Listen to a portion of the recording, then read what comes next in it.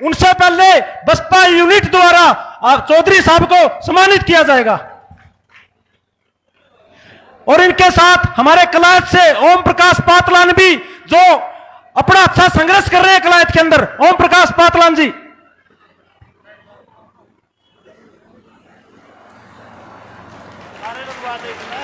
Indian National Lokdal जिंदाबाद। जोरदार नारों से भाई। चौधरी अभय सिंह चौटाला जिंदाबाद। किसानों की बुलंद आवाज चौधरी अभय सिंह चौटाला जिंदाबाद। इनेलो बसपा जिंदाबाद।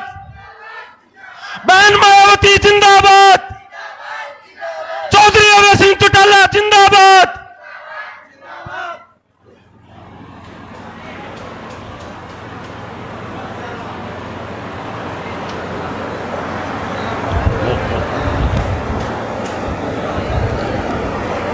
लाओ नहीं।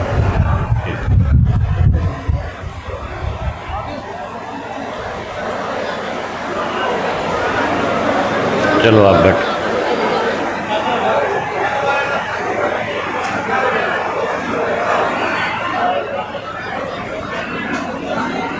बहुत ही आदर और सम्मान के योग बहुजन समाज पार्टी के पंजाब, हरियाणा और चंडीगढ़ के प्रभारी भाई रणधीर बेनीवाल जी, इंडियन नेशनल लोकदल पार्टी के प्रदेश के अध्यक्ष, पूर्व में रहे मंत्री, आपके भावी विधायक चौधरी रामपाल माजरा जी, मंच पे मेरे साथ बैठे हुए दोनों पार्टियों के प्रदेश, जिला और हल्का स्तर के सभी नेतागण, आज की इस कलायत विधानसभा क्षेत्र की चुनावी रैली में आए हुए आदरणीय बुजुर्गों, नौजवान साथियों, सम्मान के योग्य माताओं, बहनों, पत्रकार, छायाकार दोस्तों, मेरे से पहले जो वक्ता थे, बोलने वाले थे, उन्होंने आपके सामने सारी बातें बहुत खुल करके करी कि देश में, प्रदेश में पिछले 20 वर्षों से जो 10 वर्ष कांग्रेस पार्टी का राज रहा और 10 वर्ष से जो भारतीय जनता पार्टी देश और प्रदेश में सत्ता पे काबिज है, किस किस्म के हालात रहे, हमें किन किन परिस्थितियों से गुजरना पड़ा। इन 10 सालों में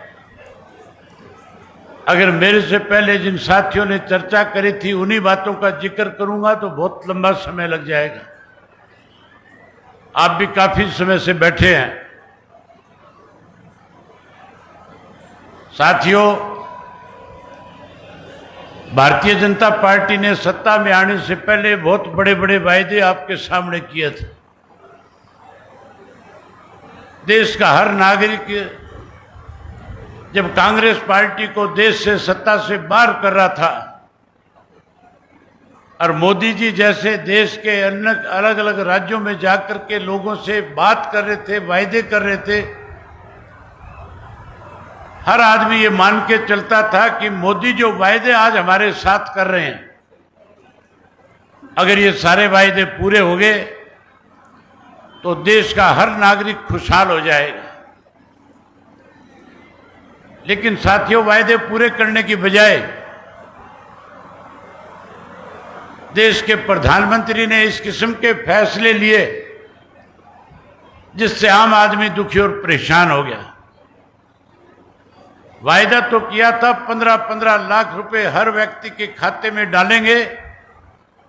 कांग्रेस के लंबे समय में जो इस देश में लूट करके पैसा विदेश के बैंकों में जमा कराया, को वापिस लाएंगे और वापिस ला करके हर व्यक्ति के खाते में 15-15 लाख रुपया जमा करा देंगे। नौजवान पीढ़ी के बच्चों के साथ वायदा किया तो और कहा था हर वर्ष 2 करोड़ पढ़े लिखे नौजवान बच्चों को देश में नौकरी और रोजगार देंगे। वायदा किया था माताओं और बहनों के साथ कि हमारी सरकार बनने के बाद हर घर में गैस का कनेक्शन मुफ्त में देंगे, गैस का सिलेंडर मुफ्त में पहुंचाने का काम करेंगे। किसान का वोट कैसे मिले उसको प्रभावित करने के लिए कहा था स्वामीनाथन की रिपोर्ट को लागू कर देंगे, एमएसपी का कानून बना देंगे और यह भी कह दिया था कि 2022 में किसान की फसल के दाम 2 गुना कर देंगे। हैरानी की बात है, जो बातें कही थी उनमें से एक भी बात पूरी नहीं करी। उल्टा कैसे परेशान हो लोग, इसके लिए इस किस्म के कानून बनाए थे कि लोगों को 13 महीने तक कृषि के जब 3 काले कानून बनाए तो 13 महीने तक लगातार किसान को, अपने बच्चों को, अपने खेत को, घर को, परिवार को, सबको छोड़ करके कैसे तीनों काले कानून खत्म हो, उसके लिए 13 महीने आंदोलन चलाना पड़ा था। मैं उस आंदोलन का हिस्सा था, मैं जाता था, देखता था। 80-80 वर्ष के बुजुर्ग उस आंदोलन में बैठे थे। कोरोना की महामारी थी। मैं जब उन बुजुर्गों से मिलता था, उनसे बात करता था, उनके साथ जब छोटे छोटे 5-5, 7-7 वर्ष के बच्चे थे, मैंने जब उनसे कहा कि कोरोना की महामारी है, कहीं अगर ये कोरोना स्प्रेड कर गई, ज्यादा फैल गई तो बड़ा नुकसान हो जाएगा। आप इन बच्चों को कम से कम घर भेजने का काम करें। बुजुर्ग कहने लगे कि कोरोना से तो मरेंगे कि नहीं मरेंगे पता नहीं, अगर ये 3 काले कानून बना दिए तो जिस जमीन के हम मालिक है, इस जमीन से बेदखल हो जाएंगे। हमें अपने खेतों के अंदर मजदूर बनकर काम करने पे मजबूर होना पड़ जाएगा। हम जान दे देंगे लेकिन तब तक घर की वापसी नहीं करेंगे जब तक तीनों काले कानून खत्म नहीं हो जाएंगे। साथियों, एक समय ऐसा भी आ गया था जब मैं किसानों के बीच में हजारों साथियों को लेकर के टीकरी के बॉर्डर पे पहुंचा, तो टीकरी के बॉर्डर पे जो किसान आंदोलन चलाने वाले किसान नेता थे, उन्होंने मेरे सामने एक प्रस्ताव रखा और उन्होंने कहा कि आज चौधरी देवीलाल अगर हमारे बीच में होते, कोई बड़ा फैसला करते जिससे किसान आंदोलन को ताकत मिलती, सरकार को मजबूर होना पड़ता। मैंने कहा मैं आपकी मंशा को समझता हूं, आप निश्चिंत रहें। Indian National Lokdal party Chaudhary Devilal के दिखाए हुए रास्ते पे चलने वाले लोग हैं। हमारा एक एक कार्यकर्ता आपके लिए समर्पित है। जहां आपकी सोच है कि हम आपके साथ कोई बड़ा निर्णय लेकर के इस लड़ाई में आगे बढ़े, मैंने प्रेस के लोगों से बुला करके कहा कि 26 जनवरी तक तीनों काले कानून या तो वापिस हो जाएंगे और 26 जनवरी को तीनों काले कानून अगर वापिस नहीं हुए तो 27 जनवरी को विधानसभा से इस्तीफा देकर के किसानों के बीच में आकर के बैठ करके इनकी लड़ाई को लड़ने का काम करूंगा। 26 जनवरी को देश के प्रधानमंत्री से सब उम्मीद करते थे कोई बड़ा फैसला करेगा। बड़ा फैसला करने की बजाय किसानों के खिलाफ षड्यंत्र रचा। ये कह करके किसान आंदोलन को तोड़ने का प्रयास किया गया कि जो तिरंगा यात्रा लेकर के किसान दिल्ली में ट्रैक्टर पे बैठ करके आया, पहले दिल्ली के लोगों में भय पैदा करने के लिए कही गई बात, पहले ये कहा कि किसान ट्रैक्टर पे बैठ करके आएगा, दिल्ली को लूट करके लेकर के चला जाएगा।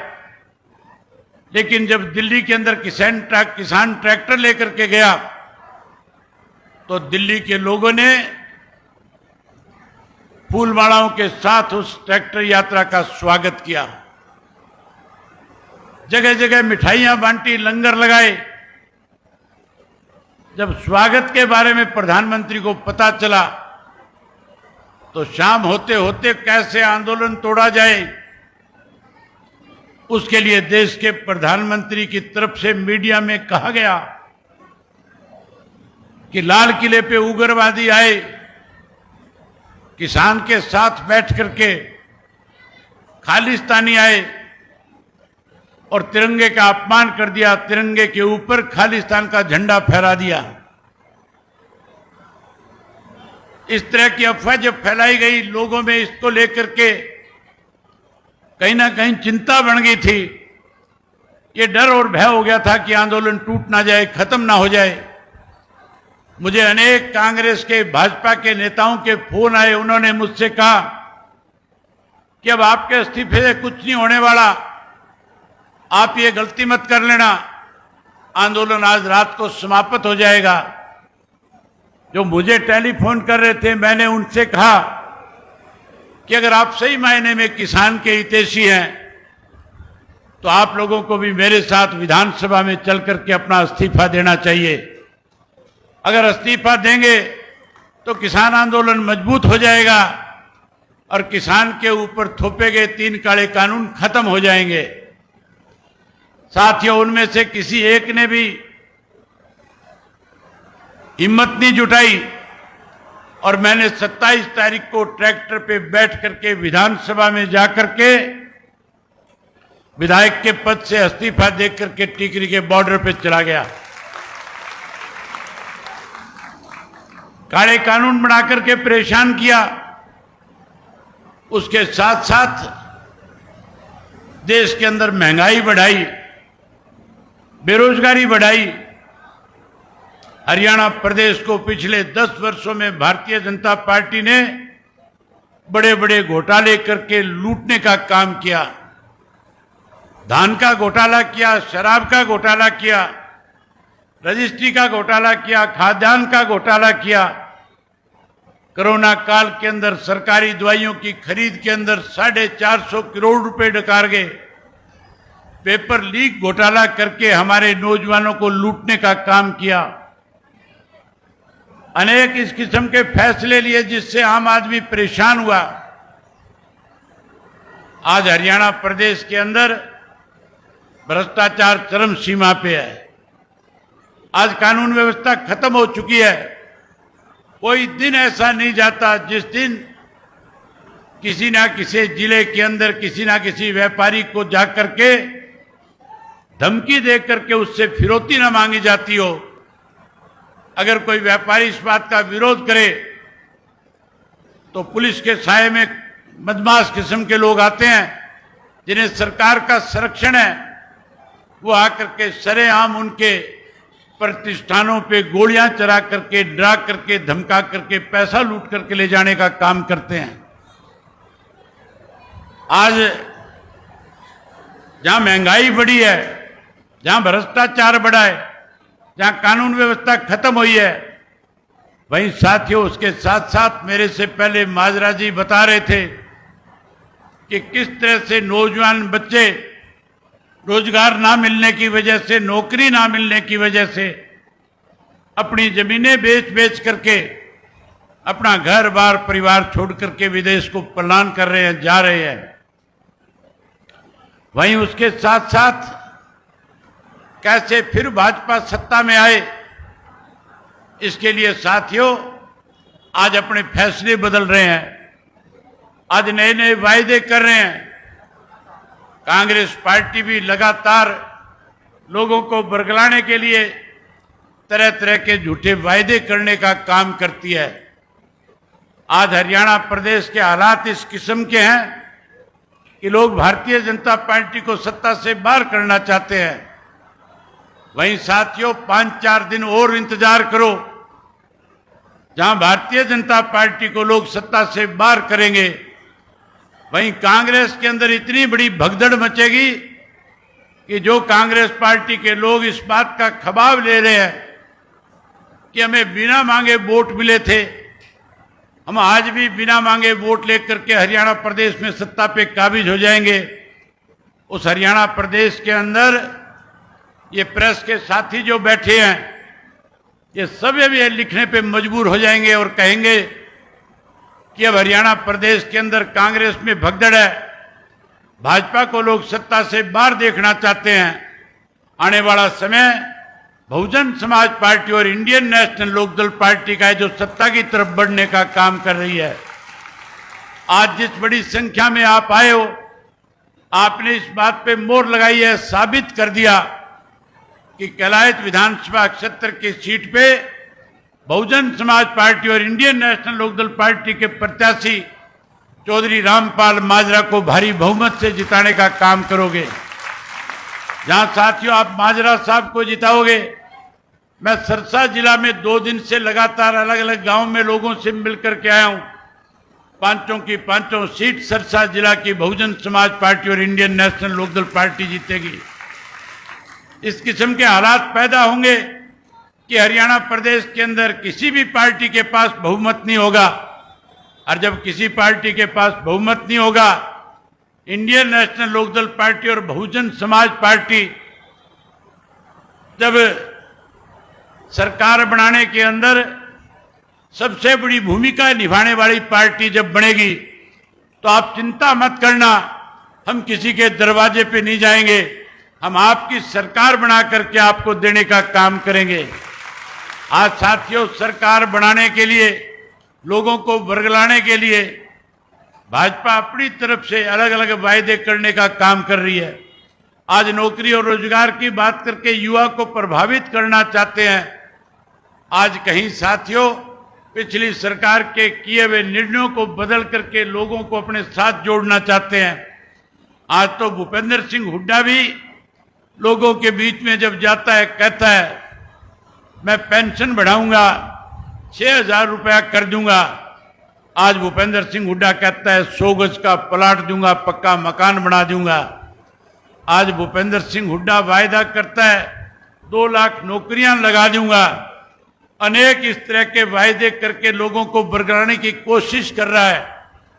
लेकिन साथियों उससे पूछना, उन कांग्रेस के लोगों से पूछना जो इस तरह की बातें कह करके गुमराह करने की कोशिश करते हैं कि 10 साल तुम्हारा राज था, उस 10 साल के कार्यकाल के अंदर आपको किसने रोका था पेंशन बढ़ाने से? उस 10 साल में एक नया पैसा पेंशन का नहीं बढ़ाया था जो पेंशन चौधरी देवीलाल ने दी थी आपको। उस 10 साल में रोजगार के अंदर भेदभाव किया गया, केवल रोहतक के बच्चों को रोजगार और नौकरी दी गई। आपके जींद के, कैथल के, हिसार के, सरसा के, कुरुक्षेत्र के लोगों के साथ भेदभाव करके कहीं ना कहीं हमारे बच्चों को रोजगार से वंचित करने का काम किया। अनेक इस तरह की चीजें हमारे बीच में कांग्रेस के राज में हुई, जिससे लोगों ने परेशान होकर के कांग्रेस पार्टी को सत्ता से बाहर करके भाजपा को सत्ता सौंपने का काम किया था। एक उम्मीद थी भाजपा से, भाजपा भी अपनी उम्मीद पे खरी नहीं उतरी। आज हर व्यक्ति चौधरी ओम प्रकाश चौटाला के शासन को याद करता है। आज हर व्यक्ति कहता है हम नए सिरे से चौधरी देवीलाल जी की नीतियों की सरकार बनाना चाहते हैं। साथियों, अगर चौधरी देवीलाल जी की नीतियों की सरकार आपने बनाई, बहुजन समाज पार्टी और इंडियन नेशनल लोकदल पार्टी को सत्ता में लेकर के आए, तो मैं आपसे एक बात पूछना चाहता हूं, जब कभी भी कोई भी वायदा चौधरी देवीलाल ने आपके बीच में किया, जब कभी भी कोई वायदा चौधरी ओम प्रकाश चौटाला ने आपके बीच में किया, जो भी वायदे किए उन सब वायदों को पहली कलम से पूरा करने का काम किया था। आपको याद होगा समस्त हरियाणा सम्मेलन जींद में सन 1987 में हो रहा था और चौधरी देवीलाल ने कहा था कि बूढ़ों मर मत जाना, 100 रुपए पेंशन करूंगा। गरीब लोगों से कहा था अब आपको आपकी बेटी की शादी की चिंता करने की जरूरत नहीं है, 5100 रुपए कन्यादान के रूप में दूंगा। जो किसान आया हुआ था, मजदूर आया हुआ था, छोटा दुकानदार आया हुआ था, उसको कहा था तेरी चिंता का मुझे फिक्र है, आप बेफिक्र हो जाओ, 10-10 हजार के कर्जे माफ करूंगा। चौधरी बंसीलाल ने कहा था चौधरी देवीलाल बरगला रहा है, झूठ बोल रहा है, सरकारी खजाने से पैसा दिया नहीं जा सकता। चौधरी देवीलाल ने कहा चिंता की बात नहीं है, जैसे ही सत्ता सौंपोगे पहली कलम के साथ आपसे किए हुए वायदों को पूरा करूंगा। और सरकार बनने के बाद सबसे पहले पहली कैबिनेट की मीटिंग में अपने प्रिंसिपल सेक्रेटरी से कहा लिख करके लेकर के आओ कि 100 रुपया बुजुर्गों की पेंशन, नीचे लिखो 10 हजार के कर्जे माफ, और उसके नीचे लिखो 5100 रुपये गरीब की बेटी के कन्यादान के। वो तीनों चीज लिख करके लाई गई और चौधरी देवीलाल ने नीचे दस्तखत कर दिया देवीलाल, और उसी दिन से कानून बना दिया गया था। आज फिर हम चौधरी देवीलाल की नीतियों को आगे बढ़ाना चाहते हैं। मैंने हरियाणा प्रदेश के अंदर परिवर्तन यात्रा के दौरान बड़े नजदीक से जाकर के देखा था कि लोगों के सामने क्या क्या परेशानियां हैं। हमने उसी दिन फैसला कर लिया था कि अगर हम सत्ता में आएंगे, लोगों ने अगर हमारे ऊपर विश्वास और भरोसा किया, सरकार बनाई, तो सरकार बनने के बाद हम लोगों के बीच में आज जो दिक्कत और कठिनाई है उसको दूर करने के लिए खुल करके उनको बता करके आएंगे। मैं आप लोगों से एक बात पूछना चाहता हूं, आपको मेरी बात पे विश्वास और भरोसा है या नहीं है? अगर मेरी बात पे भरोसा है तो एक बार जोर से बोल के बताओ कि भरोसा है।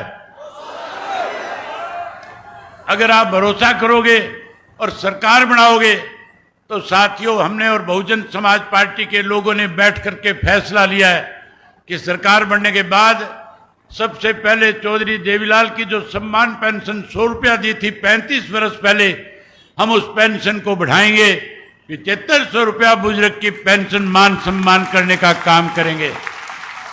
जहां पेंशन बढ़ाएंगे वहीं उसके साथ साथ पढ़े लिखे नौजवान बच्चे जो आज बेरोजगार हैं, उन बच्चों को कानून बना करके हर घर से एक पढ़े लिखे नौजवान बच्चे को, चाहे वो बेटी हो चाहे वो बेटा हो, उसको नौकरी देने का काम करेंगे।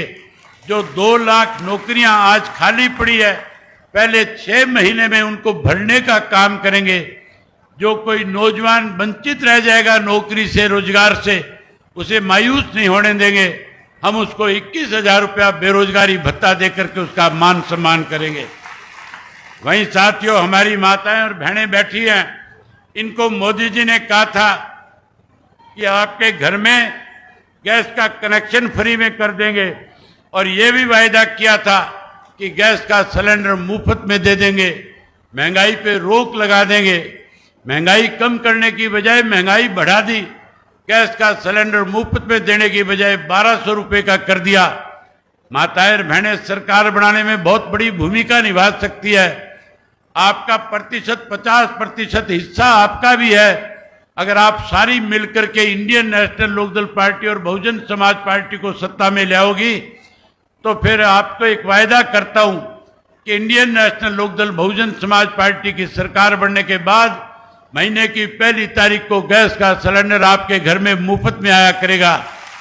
जहां गैस का सिलेंडर आपको मुफ्त में देंगे, वहीं 1100 रुपये हर गृहिणी के खाते में उसकी रसोई बढ़िया चले, उसको पैसा ना मांगना पड़े, उसके भी देने का काम करेंगे। उसके साथ साथ हरियाणा प्रदेश के लोगों को मुफ्त में पानी मुहैया कराएंगे। और उसके साथ आज जो बिजली के बिलों से तुम परेशान हो, मैं जब यात्रा पे गया था, लोग शिकायत करते थे कि बिजली बहुत महंगी हो रखी है, बिल बहुत ज्यादा आता है। मैंने उस वक्त फैसला किया था कि मीटर पड़वा करके मनोहर लाल खट्टर के घर भिजवाऊंगा, और हरियाणा प्रदेश के लोगों ने अगर इंडियन नेशनल लोकदल पार्टी और बहुजन समाज पार्टी की सरकार बनाई, तो सरकार बनने के बाद मुफ्त में बिजली देने का भी काम करेंगे। वहीं साथियों, हमारे बच्चे अच्छी शिक्षा प्राप्त कर सके, कहीं भी जाकर के पढ़ सके, उनको इस बात के लिए सोचना नहीं पड़ेगा कि तेरी शिक्षा पे कितना खर्च आ रहा है, सारा का सारा खर्च सरकार बनने के बाद सरकार मुहैया कराने का काम करेगी।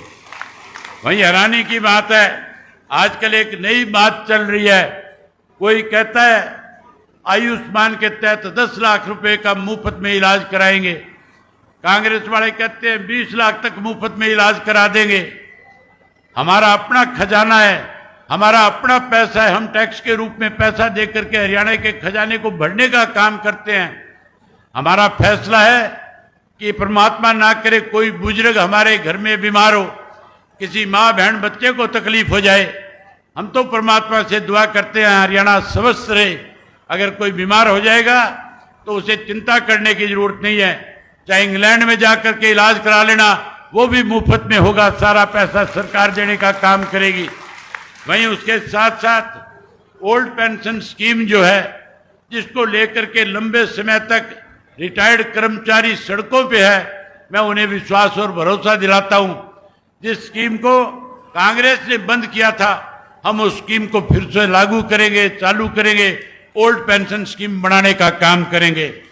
वहीं उसके साथ साथ साथियों, आज स्थायी नौकरी नहीं है, आज नौकरी के नाम के ऊपर लूट मची हुई है, जहां स्थायी नौकरी देने का काम करेंगे।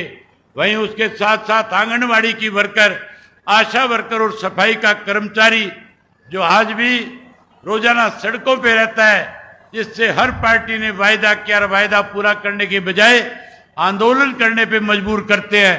मैं उन साथियों को विश्वास दिलाता हूं कि हमारी सरकार बनने के बाद हम आंगनवाड़ी वर्कर को, आशा वर्कर को, सफाई के कर्मचारी को पहली कलम से पक्का करने का काम करेंगे।